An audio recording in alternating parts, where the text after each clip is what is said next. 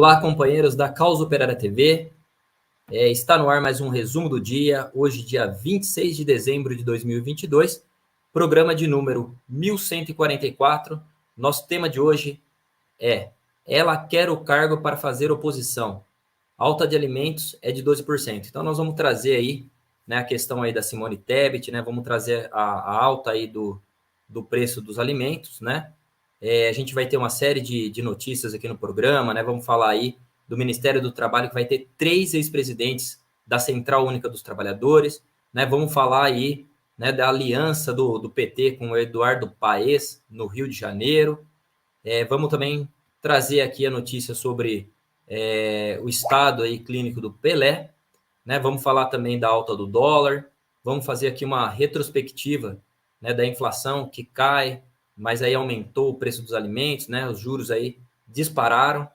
E também vamos trazer aqui a nossa opinião, né, sobre a herança inflacionária, né, do golpe, né? Vamos falar aí de um dos temas principais, que é a terceira via golpista, né, Simone Tebet, né? E também aí, né, uma notícia aqui importante, né, sobre os 4,6 bilhões, né, pendentes aí, né, de pagamento, né, que o governo deve ir mandar, né, para os organismos internacionais, né.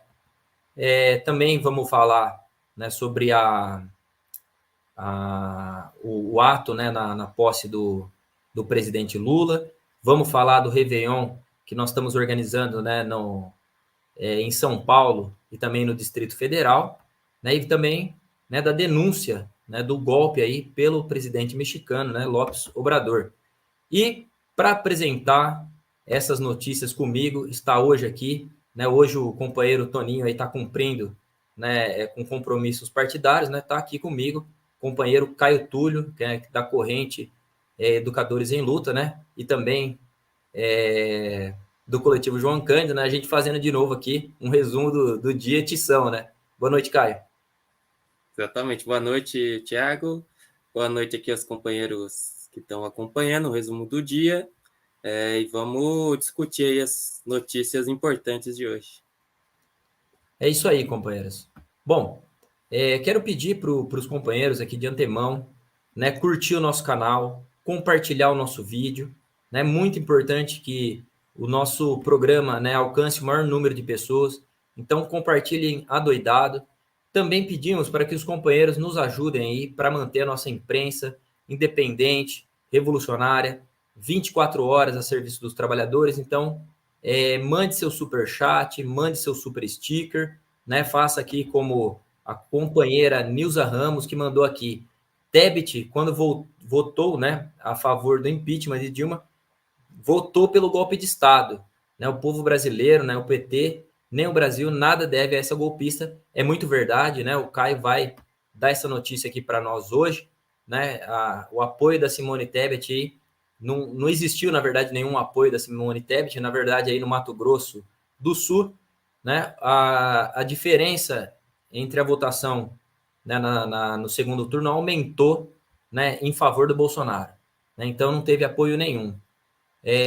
Então, vamos aqui para as nossas notícias, né? Antes eu vou dar boa noite aqui, companheiro Robson Silva, Jonas Avelino, Walter Santos Vargas, familiar Tio Millians, companheira Nilza Ramos, Leandro, N Freitas, Paulo Cunha, Marcel Moraes e a companheira Ana Matos estão aqui já no chat. Boa noite, companheiros. Como eu disse, mande seu super sticker, mande seu super chat. Você pode contribuir também através do Pix,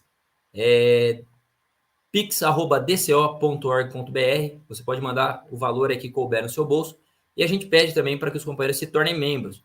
É possível se tornar membro aqui da Causa Operária, né, em várias modalidades que vão de R$ 14,99 até R$ 199,99. Então, vamos começar aqui com a nossa imagem do dia.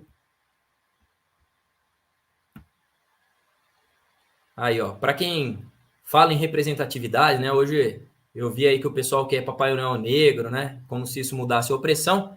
Né? O Coronel Siqueira também quer representatividade aí no governo Lula, né? Ó, o pessoal fica aí falando que tem diversidade no ministério do Lula, mas ainda não vi ali nenhum grande criminoso, nazista, fundamentalista, religioso, psicopata, nada. Cadê a representatividade do patriota cidadão de bem? Tá aí, né, o Coronel Siqueira, né, questionando, né, já que é preciso ter representatividade, né? Então, que a gente coloque aí também um bolsonarista no governo Lula, né? É lógico que isso aí é uma crítica, né? Uma crítica muito importante, né? A gente viu essa questão aí da representatividade no Chile, né? Como funcionou, né? Você tem lá a paridade de mulheres, mas continua reprimindo a população indígena, né? Continua reprimindo os estudantes, continua fazendo a política neoliberal, né? A política econômica neoliberal que esmaga a população chilena, né? Então isso aí é uma crítica, né? Aos identitários, né? Que acham que se você colocar um preto aqui ou um preto ali, né? De repente aí vai mudar a situação do preto, né? Da população negra, né?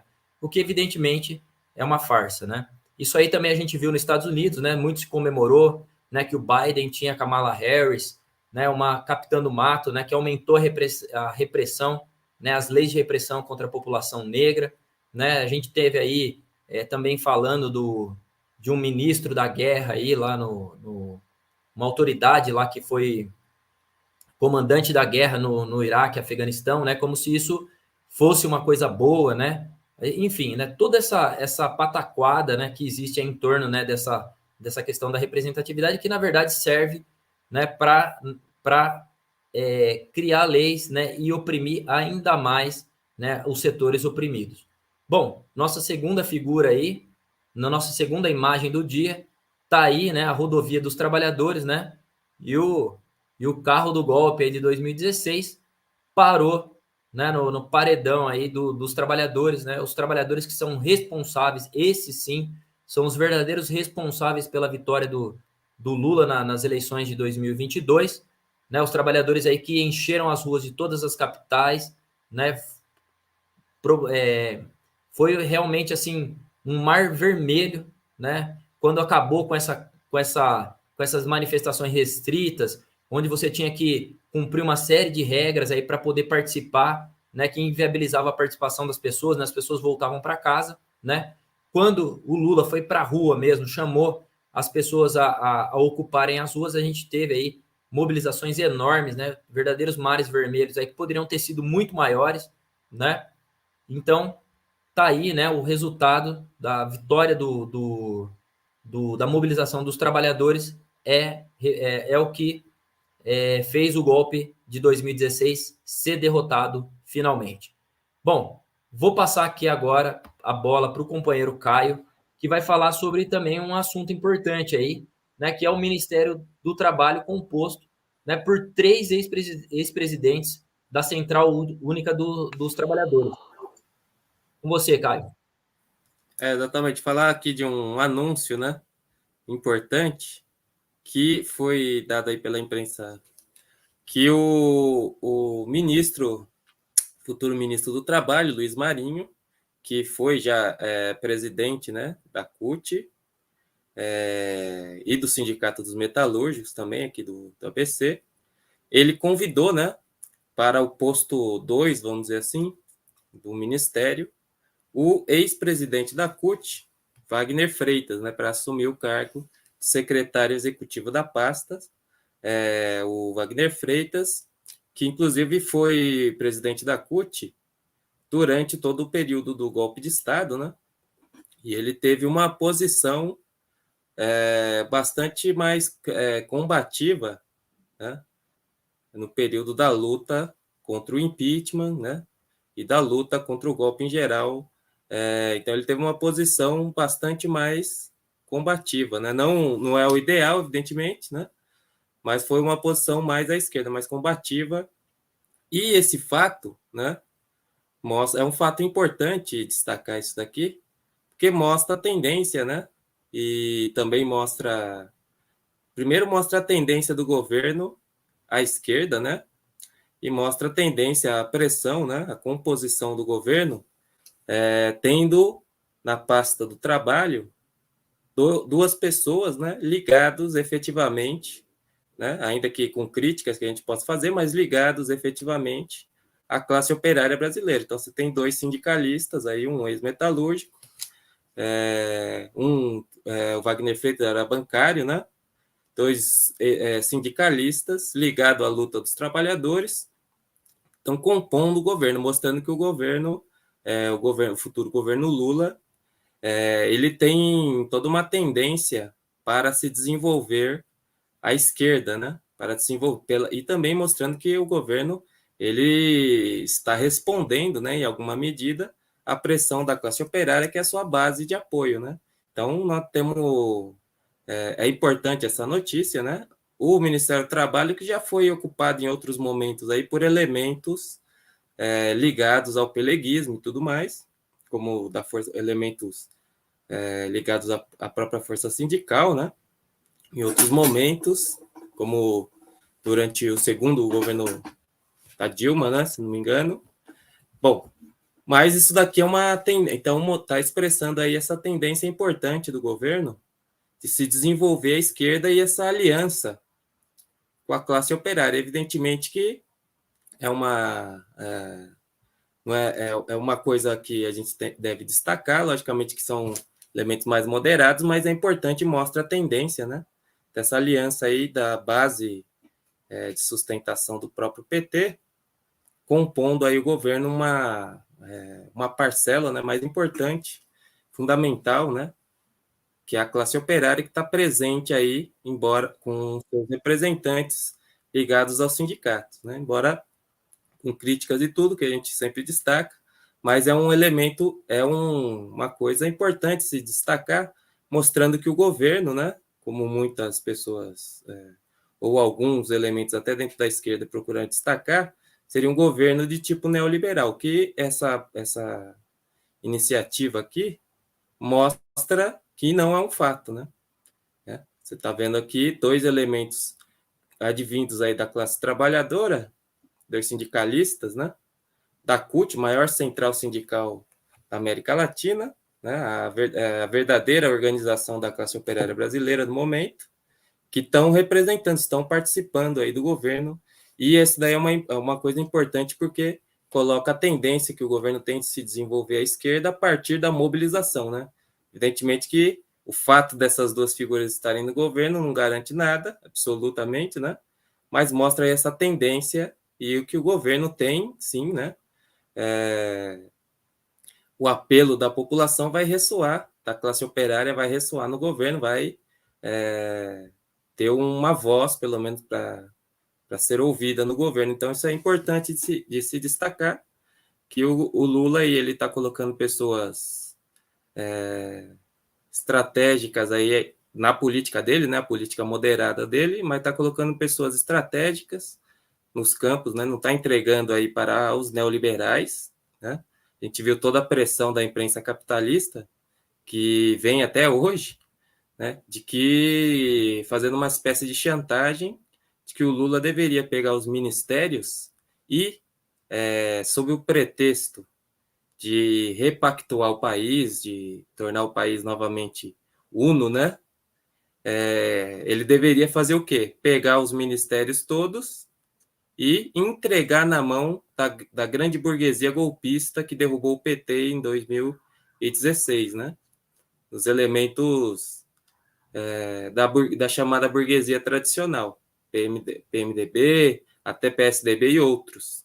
Né? Entregar o Ministério da Economia na mão dos neoliberais, dos banqueiros, entregar o Ministério do Trabalho na mão dos neoliberais, para eles terminarem de destruir a CLT e os direitos trabalhistas, e foi exatamente o contrário que ocorreu, né? O Lula colocou pessoas ligadas à sua política, moderada, mas ligadas à sua política, e isso daí tem enfurecido, inclusive, a imprensa, né?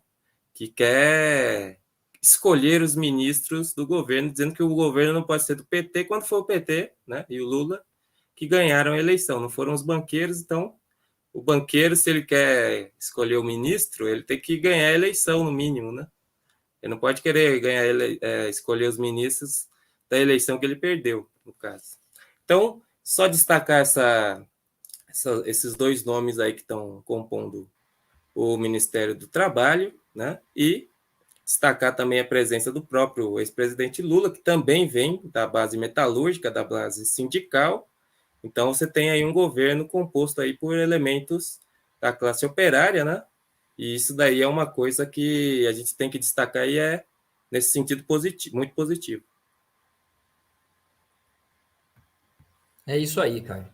Né, a gente viu aí, né, durante a campanha eleitoral, né, o Bolsonaro aí negociando, né, que seria análogo da Fiesp, né, a FIMG, né, negociando aí atacar, né, os direitos dos trabalhadores. Então, é muito bem colocado aí, né, o Lula, é muito bom aí que o Lula coloque alguém que seja da confiança dele, né, e que essa pessoa também indique outras pessoas que eram ligadas, né, à Central Única dos Trabalhadores. Bom, para continuar aqui o nosso programa, só deixar aqui rapidamente uma boa noite para os companheiros que entraram, né? A companheira Solange Pereira, boa noite. Lula Sem Chuchu, boa noite. Eliane Vasconcelos, muito boa noite. Também Monique FC, boa noite. Pedro do Livramento, salve companheiro. Aqui o companheiro Leandro Alves mandou aí seu super sticker. Muito obrigado, companheiro, pela contribuição, né? Sigam aí o bom exemplo do companheiro Leandro Alves, né? E o Lula Sem Chuchu também mandou aqui Pix já encaminhado. Muito obrigado, companheiro ou companheira Lula Sem Chuchu, pela contribuição.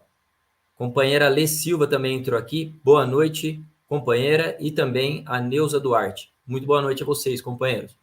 Vamos lá, né? Agora vamos falar sobre a aliança, né, do PT, né, com o prefeito, né, do Rio de Janeiro, Eduardo Paes, né? Isso aí, né? Isso aí anula ainda mais, né, o PT no Rio, né, como um partido de esquerda, né? O PT negociou, né, com o prefeito aí, Eduardo Paes, né, 3 secretarias, né? O PT vai secretarias aí que não mudam em absolutamente nada, né? A situação, né?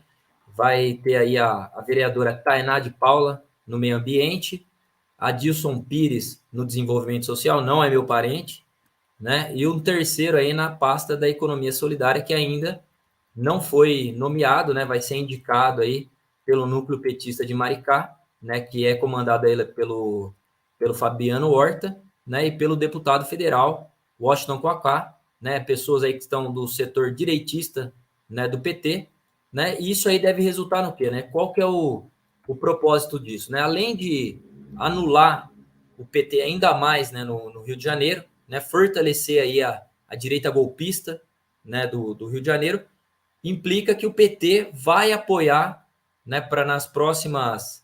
Tá aí, ó, a imagem, eu não tinha visto, né? A imagem aí do Eduardo Paes, né, apoiando, né, o Bolsonaro, né? O Bolsonaro apoiando o Eduardo Paes. É o contrário, eu acho, né? Então, né, para a gente ver aí né, como o PT aí tem um talento, né, para fazer lambança, né? Vai apoiar, né, a reeleição, né, do Eduardo Paes. O Eduardo Paes, né, se os companheiros não se lembram, né, é importante dizer aqui que ele era o mal menor, né? A gente discutiu, né, sobre esse tipo de política, né, esse tipo de critério para apoiar um ou outro candidato, né? A gente viu isso também, né? Isso aí começou com o apoio, né, da esquerda aqui brasileira ao Biden, né, que fazia oposição ao Trump, né? Então o Trump seria o fascismo, então teria que apoiar o Biden. Depois a gente viu isso se generalizando, né, na política nacional, né, onde você tinha aí o candidato que representava mais o bolsonarismo, que era o Crivella, né, contra o Paes, né? Então a esquerda teria que apoiar o Paes contra o fascismo, né? O mesmo aconteceu também nessas eleições, né? Quando o candidato do Bolsonaro disputava o governo do Rio Grande do Sul com o Bolsogay, né? O Eduardo Leite, né? Do PSDB, que a gente sabe, né? O PSDB é muito mais fascista do que qualquer outro partido de extrema direita que se apresente, né? Não é porque o cara tem aquela aparência, né? Sabe falar, né? Sabe comer com talher, que ele não é um fascista. A gente pode pegar aqui pelo estado de São Paulo, né? Onde a gente teve aí mais de quase 30 anos de PSDB, né? Diversas chacinas aí nas periferias, né? A gente viu também o próprio João Dória aí, que era o Bolsodória, né? Que criou uma polícia aí tão fascista, né? Tão sanguinária quanto a Rota, né? Que é os batalhões aí de operações especiais, né? Que foram criados aí, né? Inclusive existe e essa polícia só existia na capital, a Rota. Agora o BAEP existe, inclusive no interior do estado de São Paulo, né? Então a gente viu toda a destruição do que o PSDB promoveu, né, da saúde pública, as privatizações que realizou não só no estado de São Paulo, como no Brasil e tudo mais. Então, esse critério, né, do mal menor é um critério, né, que é um critério muito equivocado, né, apoiar o Eduardo Paes, né, no Rio de Janeiro é um golpe duro, né, contra a esquerda, contra os trabalhadores, que vai ficar aí na mão, né, desses golpistas, né, que vão continuar a destruir, né, os setores mais importantes aí, como a educação, né, como a saúde pública, né, dá 3 pastas lá, 3 secretarias, né, para os petistas não vai resolver. E na hora H, né, como o Caio vai falar hoje da Simone Tebet, na hora que precisar do apoio desses golpistas, né, para eleger o Lula ou para eleger alguma outra figura do PT, a gente sabe muito bem que esse apoio é um apoio de fachada, né? Como a gente viu, né, os banqueiros aí que se apresentaram, né, como apoiadores, né, da candidatura do Lula, e quando o Lula falou realmente qual que era a política dele, né, a política econômica, né, que ia colocar o Haddad, né, que ia buscar aprovar aí pelo menos 200 bilhões, né? Hoje já é 165, né, para setores aí que são imprescindíveis, né, como saúde, né, o farmácia popular, o Bolsa Família e tudo mais, né? Como esses setores, né, se revoltaram contra o Lula. Então, assim, é um apoio que não é verdadeiro, né? Como a gente vai ver, né, o Caio falar aí sobre o apoio da Simone Tebet, né, no Mato Grosso do Sul, que ao invés de resultar uma diminuição, né, da diferença aí entre o Lula e o Bolsonaro, pelo contrário, aumentou essa diferença em favor do Bolsonaro, né? Então, a gente não pode cair nesse tipo de golpe, nesse tipo de critério, que são critérios aí que não vão resultar em nenhuma conquista para os trabalhadores. Bom, não sei se o Caio quer comentar, senão a gente já passa a bola aí para o próximo ponto. Se quiser comentar e já falar também o próximo, Caio. Ah, beleza. Não, tem essa política, né, do PT do Rio. O PT do Rio tem uma política muito direitista, já foi destacada em várias vezes, né, nessa notícia. E eles estão negociando aí aceitar e participar efetivamente do governo do Paes, que, como o Thiago falou aí, foi um cara que é um cara da burguesia mais tradicional que tem, né, no Rio de Janeiro e no país inteiro, né? O Paes, logicamente, que ele quer se vincular aí à figura do Lula para ter voos maiores, né,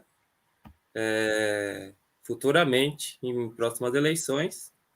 E tem os elementos oportunistas aí que mais é um governo de direita, né? E que o PT do Rio está fazendo o contrário do que o PT nacional está fazendo, porque o Lula não está se aliando. Tudo bem, ele entregou alguns ministérios para alguns direitistas aí, mas ele está procurando manter aí o núcleo do governo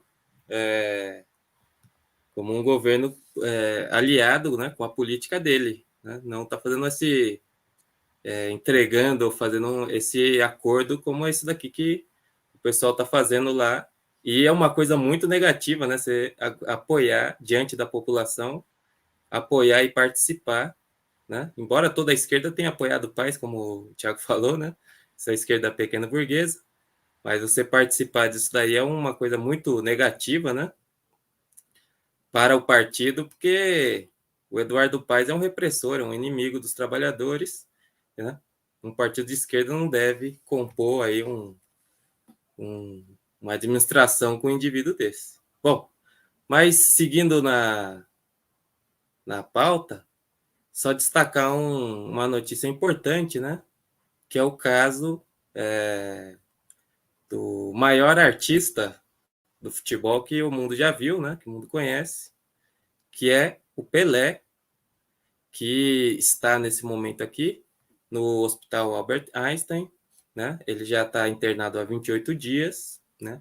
A gente não se sabe ainda, o último boletim médico que saiu foi no dia 21, né? Então tá há 5 dias sem novo boletim médico para a gente saber o estado de saúde do Pelé, né? A família esperava que ele passasse o Natal em casa, mas não foi possível. Então a gente viu aí nas redes sociais, inclusive, várias fotos, né, da família que passou o Natal no hospital junto com o Pelé. O Pelé que teve estava em um tratamento de câncer, né, de cólon, e o hospital, inclusive, já parou o tratamento, né? Tratamento, e agora está com tratamento paliativo, né? Porque o tratamento já não surtia efeito. O Pelé que tem 82 anos. Então, a gente ainda não tem a notícia, né? As notícias do estado de saúde do Pelé, mas embora se saiba que o estado de saúde dele, né? Pelas últimas informações, é bastante delicado, bastante grave. Inclusive, teve notícias, né, recentemente do próprio Santos, que estava preparando o estádio, né, a qualquer notícia que pudesse ser uma notícia aí terrível, né, mas uma notícia do falecimento do Pelé. Teve essas notícias de que os estádios estariam se preparando, né, para qualquer notícia que venha do hospital. O hospital adotou a política de não informar, né, para e passo o que acontece. Então, o último boletim médico foi no dia 29, a imprensa capitalista continua lá esperando mais notícias sobre o estado de saúde do Pelé. E também uma coisa, né, que o Santos, ele também adotou uma homenagem, né, e vai mudar a camisa, vai acrescentar em cima do distintivo do clube uma coroa, né, simbolizando aí o Rei Pelé, para o ano de 2023. Então, nós estamos aqui diante de um quadro triste, né, para o maior artista do futebol mundial, o maior jogador de todos, né, que não é simplesmente não é só um jogador, mas ele foi um verdadeiro artista, um dos maiores artistas que a gente pode dizer, né? Um dos grandes artistas aí, mas no caso dele, a arte dele era o futebol, elevou o nível, né, do futebol mundial, né, com as jogadas dele, com os lances dele, né, e reconhecido no mundo inteiro. Então, o maior jogador de todos os tempos está nessa situação difícil. Então, a gente deixa a nossa homenagem aqui a essa figura importantíssima da cultura brasileira, que foi o Pelé, pelo seu talento, né, pela sua atividade futebolística, artística. Desejamos força aí para o Pelé e para os familiares, e deixamos aqui a nossa lembrança, nossa homenagem, na verdade, nossa homenagem a essa figura extraordinária da cultura brasileira. Vou passar, então, vou devolver para você, Thiago. É isso aí, Caio. Estamos aí com essa triste notícia, né? O maior artista aí, né, que veio aí dos setores, né, dos setores mais aplastados aí da população, como todos os jogadores, né? E passando, né, por essa situação, a gente manda aí toda a nossa solidariedade, né, que o Pelé se recupere aí, né? A gente torce aí pelo rei. Bom, seguindo aqui, quero só dar os boas noites aqui para os companheiros aqui que entraram, né? Companheiro Lino Alves, Lula Mar, Osni Castro, aqui passa um rio, boa noite. Felipe Rosendo também mandou aí seu boa noite, né? E mandou aí Força Pelé. É isso aí. Então, para seguir aqui, né, vou falar sobre um assunto importante, né? que é a questão do dólar aí, que fechou em alta, né? Apesar das projeções aí de redução, né, da inflação, né? O PIB também teve uma projeção aí que o PIB também tem uma leve redução, né?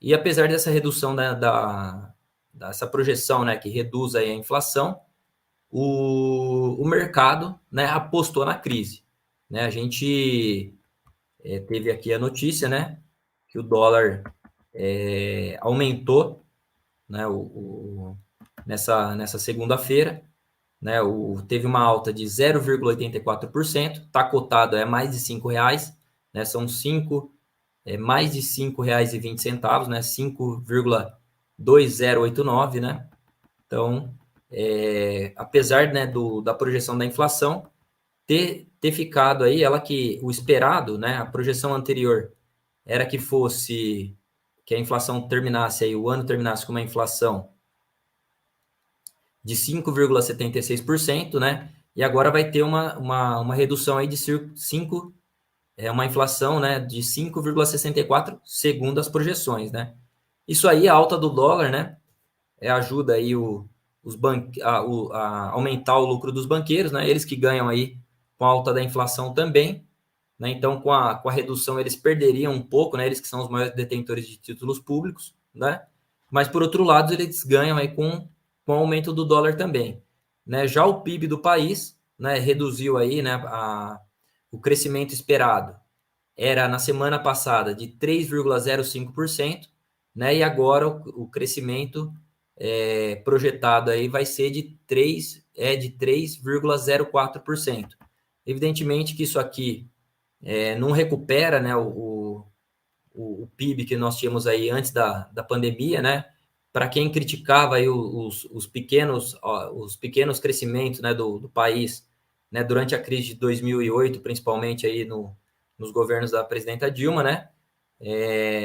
O pessoal não fala muito aí, né, sobre esse aumento que é pífio, né?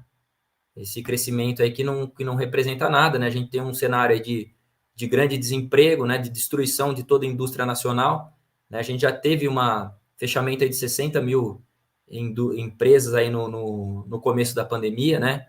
Agora teve também milhares de indústrias fechadas no último semestre, né? Isso aí impacta diretamente, né, nas condições de vida aí dos trabalhadores, na questão de emprego e tudo mais, né? O país que está aí com 120 milhões de pessoas com algum déficit alimentar, né? Os trabalhadores aí que estão em condições precárias, né? Que ou estão desempregados, né? Ou estão em trabalhos aí que não pagam pelo menos um salário, ou que não garante aí todos os direitos que os trabalhadores devam ter, né? Então, o mercado, né? O que se entende por mercado, que na verdade são os banqueiros, aí estão apostando, né? Que vem mais crise por aí, né? Então, eles que, né, já deixaram bem claro, né, que se opõem à política do Lula, né, manipularam aí quando o Lula anunciou a PEC da transição, né, que reservaria em torno de 200 bilhões, né, em torno de 175 bilhões, isso aí já foi reduzido para 168, né, pelo CCJ do Senado, né, e eles manipularam aí manipularam a economia de maneira a fazer subir o dólar e baixar a bolsa, né, mostrando que isso não ia atrair investidores, né? Isso aí a gente também escutou, né, do representante dos bancos, né, da Faria Lima, né? Então, assim, é isso que os banqueiros estão apostando, né, numa crise econômica aí. Então, por isso que a gente teve esse aumento do dólar, apesar de ter aí uma projeção de uma inflação menor. Bom, seguindo aqui os nossos boa noites, né?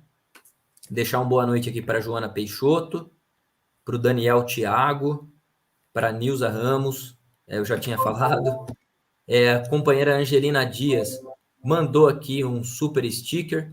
Muito obrigado, companheira Angelina Dias. Sigam o exemplo da companheira. E também agradecer aqui o Piratas do Caribe de Osasco, que mandou um super sticker aí, um Vzinho aí, né? Não é o vizinho do Bolsonaro, né? O vizinho da vitória do Lula, né? Também, companheira Monique FC mandou aí seu super sticker. Muito obrigado, companheiro. Sigam o exemplo dos companheiros aí. E também deixo boa noite aqui para a companheira LC29. Boa noite, companheira. O Sem Chance também entrou agora. A companheira LC29 mandou também seu super sticker. Muito obrigado, companheira. Muito obrigado, na verdade, companheiros. É isso aí. Continuem ajudando a Causa Operária TV. E vou passar aqui para o companheiro Caio, que vai falar aí, né, sobre, que na verdade vai fazer uma retrospectiva aí sobre 2022, né, onde a inflação caiu, mas teve alta dos alimentos, né, que está aí por volta de 12%. O que aconteceu, Caio? Conta para nós. Então, destacar só alguns aspectos da, da retrospectiva da economia brasileira, né, que evidentemente teve um ano muito ruim para a economia brasileira. A imprensa capitalista procura sempre justificar esse ano ruim com a guerra na Ucrânia e com a pandemia, né? Mas evidentemente que não é só isso daí. O principal fator do baixo desenvolvimento econômico brasileiro é justamente a política econômica que foi adotada pelo governo do Bolsonaro, né? Inclusive a total falta de investimento público nesse período todo. Então, só para a gente destacar alguns aspectos, né, da economia, o principal, né, o que chamou mais atenção e que é muito importante, que é a inflação, né, esses 12 meses. Né? A inflação chegou no Brasil a maior, né, inflação, o índice do IPCA, do índice de preços ao consumidor, ele bateu 12,13%. Isso aconteceu no mês de abril, né? E se manteve mais ou menos assim, com uma pequena queda nos meses seguintes, e teve uma queda já mais acentuada na inflação a partir de julho. Né? Isso daí se acentuou mais, se deveu, né, à política que o Bolsonaro realizou, que é a que a gente denunciou, né, que foi a compra de votos, que ele começou a fazer e a política que ele fez, né, em relação ao problema da gasolina, ao problema dos combustíveis, e a política que ele fez. Isso daí foi uma política num período eleitoral, onde o Bolsonaro manipulou, né, inclusive com o apoio de setores da esquerda, ele conseguiu manipular e ter um investimento único, mas que dizia respeito, né, pela forma como foi feito, apenas a procurar, né, angariar votos e apoio político. Mas, como ele adotou algumas políticas, a inflação teve uma tendência de queda nesse período, assim como o preço dos combustíveis a partir do meio do ano, né? Bem localizado no período eleitoral. Então, a inflação, por exemplo, agora, na verdade, em novembro, a inflação geral, né, estava em 5,9%.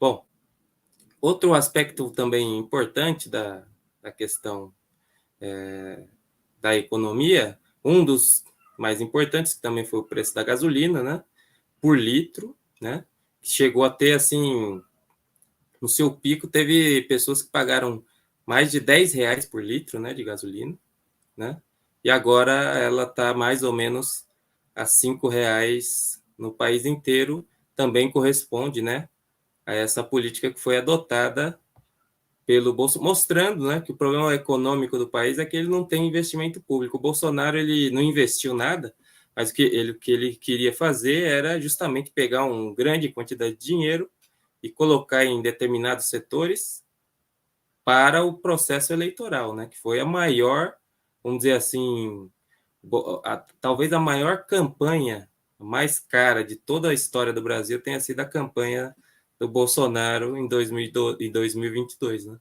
Ele colocou, além do dinheiro do fundo eleitoral e do partido dele, ele colocou bilhões de reais do Estado brasileiro né, nessa campanha eleitoral, e evidentemente que isso daí teria que ter algum tipo de efetividade, que teve, né? E se refletiu também na votação expressiva que ele teve. Bom, mas outro aspecto é o problema da inflação dos alimentos, especificamente, que esse daí, nem essa política conseguiu dar nenhum jeito, né? A inflação dos alimentos ao longo de 2022, ela tem uma ascensão muito grande, né? Então a gente chegou aqui a ter 14,72% na inflação dos alimentos em julho. Teve uma queda nesse período, né, quando começa a eleição, e agora está subindo novamente em novembro aqui com 11,80, quase 12% de inflação nos alimentos, né, que é a inflação que mais atinge o trabalhador, né, a população pobre que ganha de 1 a 2 salários mínimos. Esse é o principal índice, né? Porque a inflação geral, ela vai medir tudo, né? Mas o que mais impacta o salário do trabalhador é o alimento, que é a maior parte do salário dele, vai para o alimento, para a habitação. Então, esse daqui que é fundamental, e essa daqui não teve nenhum tipo de resolução no governo Bolsonaro. E outro aspecto também é o problema dos juros, né? Que no Brasil, aí esse daqui não teve nenhuma solução, pelo contrário, a política do governo foi sempre aumentar os juros, né, supostamente para combater a inflação, que deu muito dinheiro para os bancos, né? E cada vez que se aumenta o juros, você imagina, pessoal que tem títulos aí do governo e tudo mais. Eles ganham muito dinheiro, né? Muitos bilhões, muitos milhões a cada 0,5% que o Banco Central vai lá e aumenta de juros. E, por outro lado, você tem a falta de crédito, né? O crédito fica mais difícil, mais caro, tá? E menos investimento, menos emprego, a economia nacional vai diminuindo. A inflação, ela foi numa escalada, né? Ela saiu de 9,25 em dezembro de 2021 e foi subindo, subindo, subindo, e agora, considerando 7/12, ela está em 13,5%, a segunda maior taxa de juros do mundo. Uma coisa, quer dizer, um paraíso aí dos banqueiros e dos especuladores, que estão ganhando muito dinheiro e procuram manter essa política, né? Vou só destacar o último, tem outros aspectos, mas só destacar o último, que é o problema do PIB, que o companheiro já assinalou aqui, né? O PIB, ele que já teve uma projeção baixa, né? Por conta da pandemia, se esperava que ia ter um certo crescimento, fizeram uma projeção, mas a projeção agora, os bancos, o mercado está colocando aí que não vai atingir a projeção, está baixando um pouquinho a projeção. E o desempenho trimestral, ele vem em queda, né, no Brasil. Então, se a gente pegar em 2021, foi um ano muito ruim, no quarto trimestre do ano foi 0,95, né, o PIB, o aumento do PIB. No primeiro trimestre desse ano, 1,3. No segundo, já baixou, já foi para 1%. E agora, no terceiro trimestre, 0,4. Quer dizer, o PIB está encolhendo aí bastante, né? Bom, e só por último, destacar a taxa do desemprego, que ela se manteve aí no começo do ano mais ou menos estável lá em cima, né? Com 11%. Aí teve uma leve queda, principalmente com o resultado dessas políticas aí do governo, muitas delas, e teve aí, está fechando aí em outubro, estava com 8,3. Então, tá aí alguns dados, né, da retrospectiva econômica do governo Bolsonaro. Um governo desastrado, desastroso, né, do ponto de vista econômico, que está empobrecendo o país e diminuindo o mercado interno brasileiro. É isso aí, Caio. Bom, rapidamente aqui, só deixar os nossos boa noites aqui para o pessoal que entrou. Podcast English, enfim, Luciana Barros, companheiro ou companheira N Freitas deixou aqui um super sticker, muito obrigado. Ana Rodrigues entrou aqui também, Vladimir Castilho, deixo boa noite aí para os companheiros, né? Vamos seguir aqui na nossa pauta, né? A gente já está um pouco avançado aqui na hora, né? Então, vou aqui falar rapidamente, né? Sobre o governo Bolsonaro, né? Que estava devendo aí dinheiro a organismos internacionais, né? Como a ONU, né? Organizações... Opa, perdão, tô pulando a pauta aqui, gente. Tô dando spoiler aqui. Bom, isso aqui é só para complementar, né, o que o companheiro Caio tava falando na notícia anterior, né? Vou falar aqui rapidamente, né, sobre essa herança, né, que essa herança inflacionária, né, que o golpe nos deixou, né? A gente teve aí um aumento, né, da inflação, né, do índice de inflação, IPCA 15, né, que é o Índice Nacional de Preço ao Consumidor Amplo, né, que ele saiu de 0,52, né, e em 12 meses ele atingiu a marca de 10,42%, isso em 2021, né? Em 2022, encerra em 5,90%, né? Isso aqui é importante dizer, né, que é um índice totalmente falsificado, né? A gente viu aí a retirada de uma série de impostos, PINS, COFINS, CID, ICMS aí, que fez com que o serviço de telecomunicações baixasse, né? Algum serviço de eletricidade, o combustível principalmente, né? Isso aí fez baixar artificialmente, teve algum impacto na inflação, mas naquilo que é importante, né, pro trabalhador, né, o trabalhador aí que ganha até 2 salários, né, que é a questão dos alimentos que o Caio estava colocando, né, os alimentos aí dispararam, né, na média aí de aumento foi 18% naquilo que é mais básico para o trabalhador, né, então assim, enfim, teve todo esse problema, né, que o Lula, né, aí o novo governo do Lula vai ter que resolver esse problema, né? Você tem um índice aí falsificado, né, de 5,90%, né? A projeção agora que vai ser menor, né? Vai ser aí menos de 5,70%, mas preciso, né, resolver esse problema. A gente viu aí o governo Bolsonaro acabar com todos os armazéns aí que tinham de estoque de arroz, feijão, né, que era garantido pelo governo nacional. Isso aí contribuiu muito para a situação de fome, né, a situação de aumento aí do preço dos alimentos. Então, essa política vai ter que ser recuperada, né, vai ter que ter uma política aí de investimento na produção, para que a inflação seja contida através do aumento da produção, né, e não aumentando a taxa de juros do país, né, a taxa Selic aí, né, que está explodindo e que só faz banqueiro lucrar, né, por isso também é preciso acabar, né, com essa política, né, do Banco Central, que hoje é dirigida por um banqueiro, né, esse banqueiro que, dentro das regras, ele ficaria ainda por mais 2 anos aí, em atividade no governo Lula, né, que só faz política aí para que os banqueiros lucrem e a população pague aí, né, com suas condições de vida, né, pague aí se tornando miserável, morrendo de fome e tudo mais. Então é preciso que o governo Lula, né, disponha de uma política de enfrentamento a essa situação. Então tá aí um desafio, né, pro próximo governo.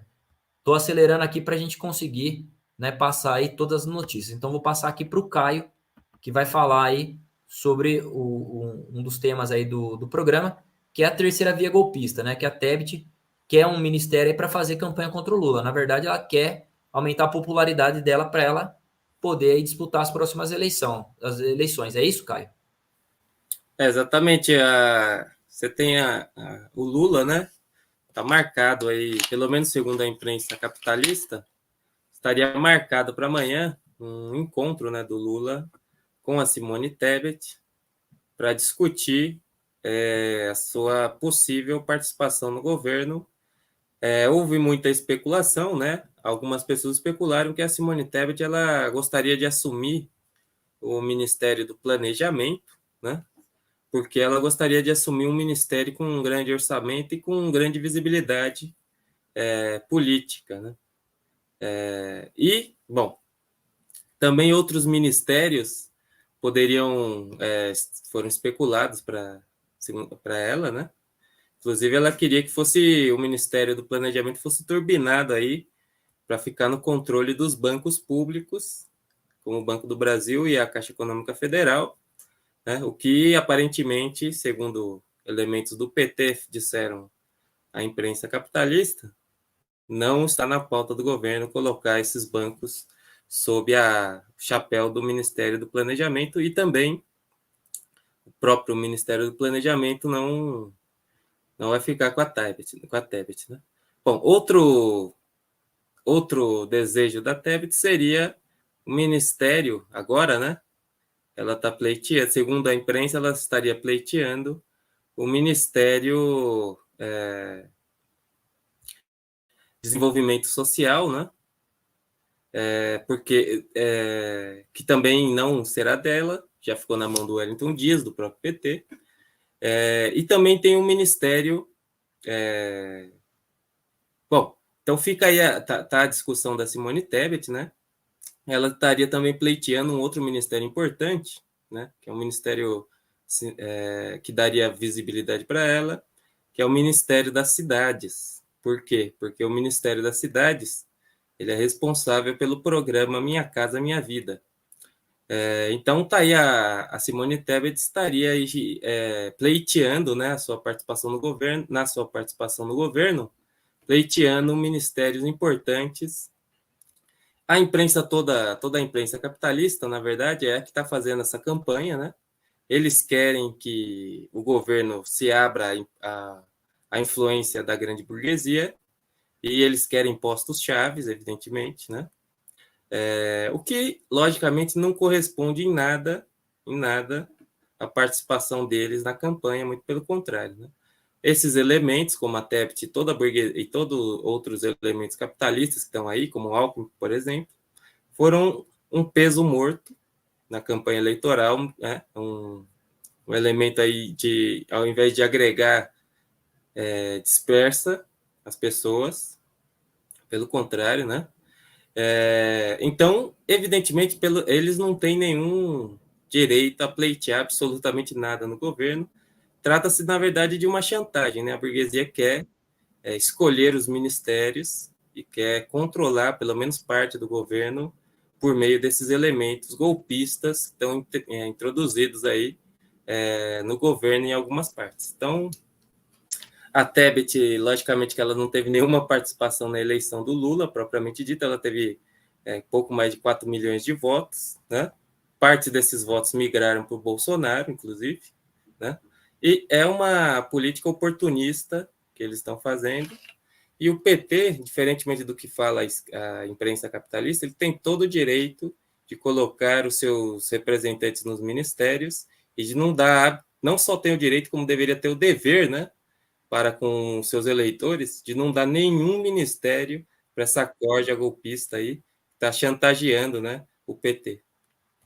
É isso aí, né, cara? Só fazer um comentário aqui, que antes dela pleitear esse ministério, cara, ela pleiteava também o Ministério da Cidadania, né, que inclusive saiu uma matéria no Estadão, né, que o Lula tinha prometido um governo com menos PT, mas na verdade eles querem um governo sem o PT, né? Então eles queriam pegar esses ministérios, que aí tem as políticas chaves do governo Lula, né, como a questão do Bolsa Família, para entregar na mão da Tebet para ela ser a mãe dos pobres e se eleger na próxima eleição, né? Então tem que dar uma banana para esses caras aí, né? O movimento sindical tem que estar na rua para ser contra, inclusive, qualquer outro ministério seja concedido a essa direita golpista, né? Nós temos aí que colocar, assim como fizeram com o Ministério do Trabalho, colocar pessoas aí que representam os trabalhadores. Bom, vou seguir aqui, falar rapidamente também, né, sobre uma dívida pesada que o governo vai pagar agora, né? O governo Bolsonaro, né, anunciou o pagamento de 4,6 bilhões que estão pendentes a organismos internacionais, né, como a Organização das Nações Unidas e a Organização Internacional do Trabalho, né, anunciou que vai pagar em torno de 1,5 bilhão, né, e isso não salda toda a dívida, né? Além disso, também anunciou que vai pagar mais 3,3 bilhões a Organização dos Estados, os Estados Americanos, a OEA, né? E o Mercadante, né? Que é o Aloysio Mercadante, né? Que é o coordenador dos trabalhos da equipe de transição, falou que isso significa, né, que o Brasil será excluído desses fóruns e que é uma dívida pesada, né, que não tem previsão orçamentária para o ano que vem. Né? Então tá aí mais um golpe, né, contra o Brasil, que deve ficar de fora aí desses fóruns internacionais. O Brasil que tem uma importância econômica muito relevante no cenário internacional. Bom, vou passar aqui, jogar a bola de volta aqui para o Caio, né, a gente que está aqui pelo avançado da hora, que vai falar aí sobre o ato da posse, né, Caio? O que tem que ser feito aí no ato de posse do Lula? Exato, brevemente, né? Bom, só destacar um aspecto que, diante dos últimos acontecimentos aí de manifestações dos bolsonaristas, né, de uma suposta atentado e coisa do tipo, houve todo um debate, toda uma pressão para cancelar, né, o ato de posse do ex-presidente, o ato popular, né, de posse do ex-presidente Lula, o que é uma coisa totalmente absurda, né?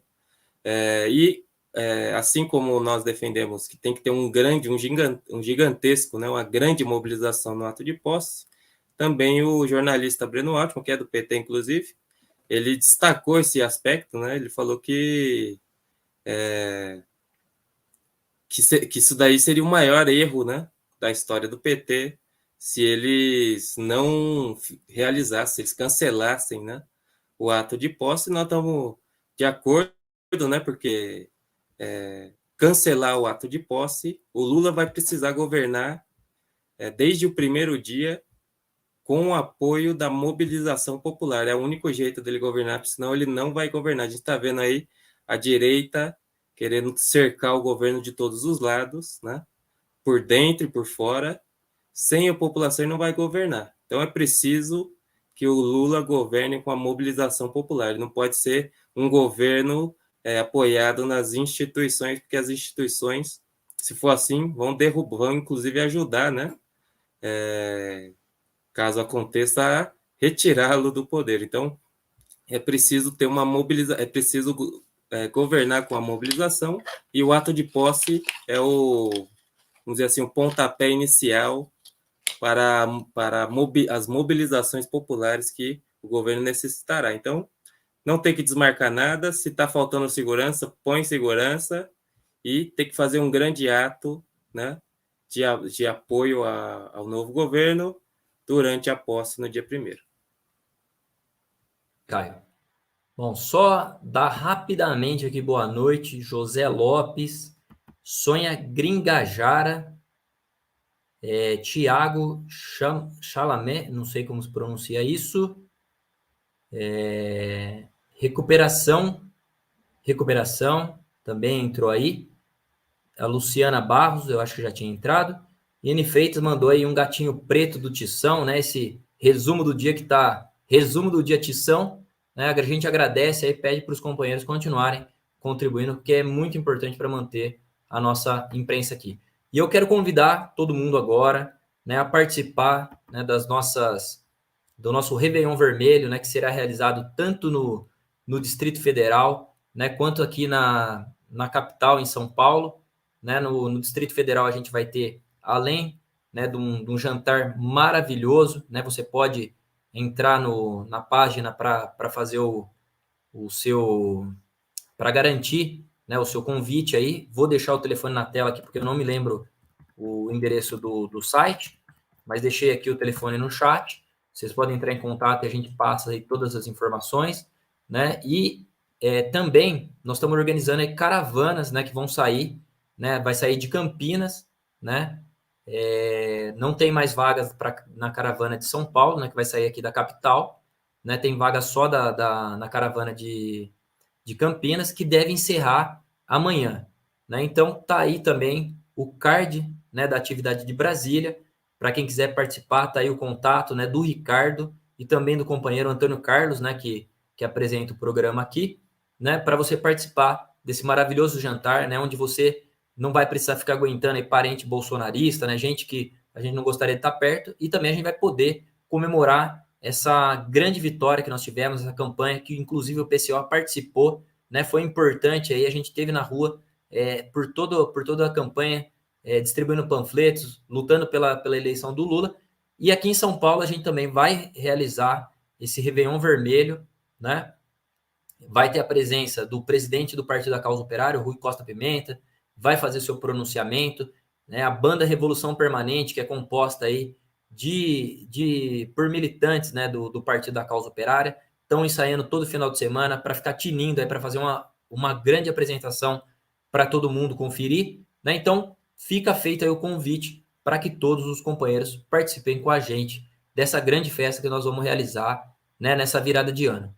Tá aí mais uma fotinha aí, ó, dos Réveillon anteriores, né? Então, venha participar conosco do PCO do Réveillon Vermelho. Vou passar para o Caio, que vai falar para nós aí sobre a denúncia, né, do golpe aí que... Ah, perdão, aí o golpe é contra ele, né, Caio?